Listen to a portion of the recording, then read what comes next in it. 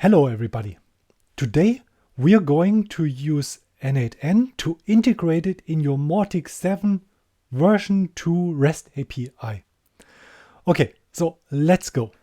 In order to have n8n and Mautic integrated, working with each other, they need to, of course, be able to connect to each other, or at least n8n needs to be able to reach Mautic.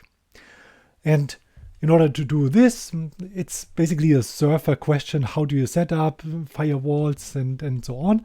But here, for the requirements, fairly simple. You've got your Mautic ready. The Mautic can be reached from n8n. You got your n8n ready. And now we can build up a workflow inside your n8n to retrieve one contact via the Mautic 7 API version 2 REST API. Okay, so let's give it a try. First, I want to add the trigger where I can simply trigger this manually. Of course, in your setup, it will be way different. You will have interactions, webhooks, and so on. We'll get to this later on, but here just for the initial connection, just to make sure that everything works, we're going to use this one here.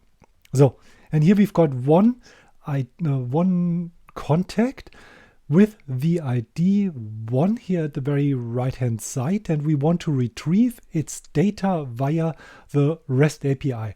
Check out my video on Mautic and API preparation, because we have to go through this first in order to be able to do what we're going to do now. So the next thing I want to, and now this is a bit, you need to be careful and check exactly what's happening here. So if you enter Mautic, you will find a couple of nodes, which is all fine and great.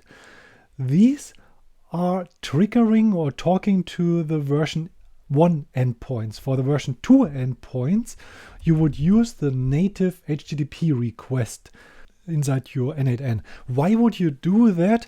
There are quite a few advantages. It's less cluttered in the version 2 API, and I always like to be as native as possible. So Mautic has a couple of plugins and special nodes here inside n8n. The question is just, can you do everything that you can do via the API as well? Do you have special purposes or special needs in or requirements inside your integration?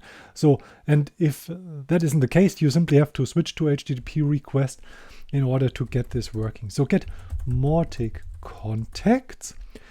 Then how do we do this? I like the new documentation here. How to get there, check out my video on the API preparation. So here you would be able to open this if your server and your installation is all properly prepared.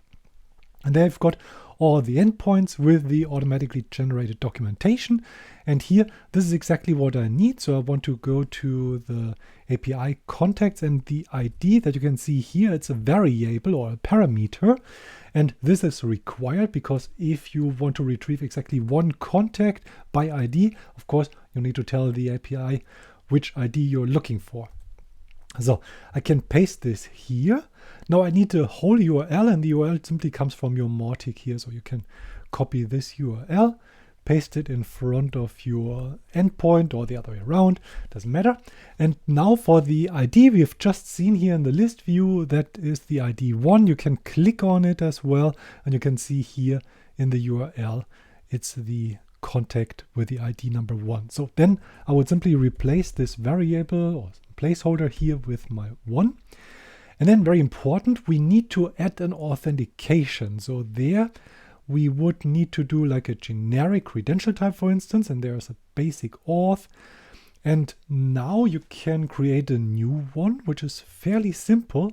So we've got, it's always best to name it somehow. So I'm using Mautic 7 release candidate 2, and then it's the API user or something. Doesn't really matter. And then I need to paste the user and the password here. So therefore I copy my username, then my password, which is all local. So therefore it's fine to show this here. Very important if you need this somehow via something else. So here, this will do everything for you. You don't have to worry about this. The password and the username will be base64 encoded. And this is very easy to decode again. So therefore, make sure that you're using HTTPS requests, and therefore you can add something else here to your domains, which domains would be allowed, that you definitely should be using HTTPS, but here in the local environment for testing, for pure development purposes, it doesn't really matter. So, and that's basically it. I don't need to add any parameters, headers, or body or whatsoever. I can click on execute, and I should be seeing the data from Mautic now. And as you can see, the ID 1, we've got it here. We've got the first, last name, and then the email address, all dummy data. And then we've got a couple of other details. So compare this with the version 1 API output, which is fairly long, and you've got field IDs and stuff like this, which you might not need at all. So here, straight to the point, this is exactly what you need for the integration. This one is great. I like it a lot. And with this one, it's easy to work. So now you can imagine everything is possible from now on. You would have an integration between your Mautic, your marketing automation. This is usually where data comes into your business, into your user journeys, customer journeys.